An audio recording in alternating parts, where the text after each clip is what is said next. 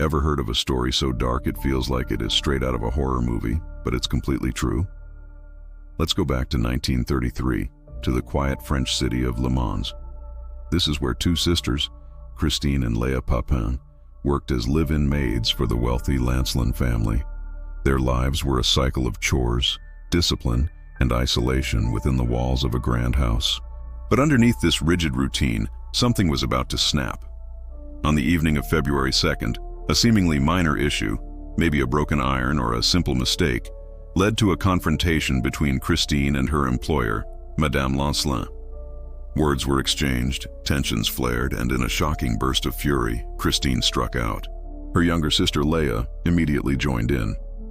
What happened next was an act of unimaginable violence.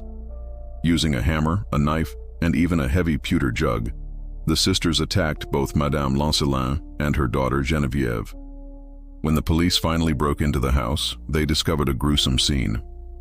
Upstairs, they found Christine and Léa huddled together in their room. They confessed right away, but claimed it was self-defense, an act of desperation that had spiraled out of control. The trial that followed gripped the entire nation. Christine was portrayed as the dominant, fiery leader, while Léa seemed to be her quiet, submissive shadow. Despite questions about their mental state, the court declared them sane and fully responsible for their actions. The verdict was swift.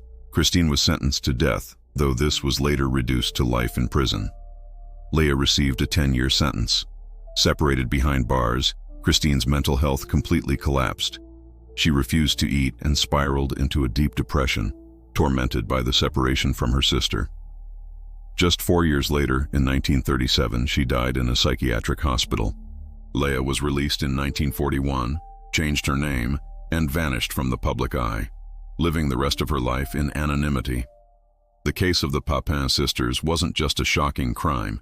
It exposed the deep-seated class tensions simmering in France. It became a symbol of the explosive consequences of oppression and isolation. Philosophers and writers saw it as a dark parable about power, madness, and rebellion. Even today, the story is a haunting reminder that silence and despair can be a dangerous combination, and that sometimes the quietest lives hide the most terrifying storms.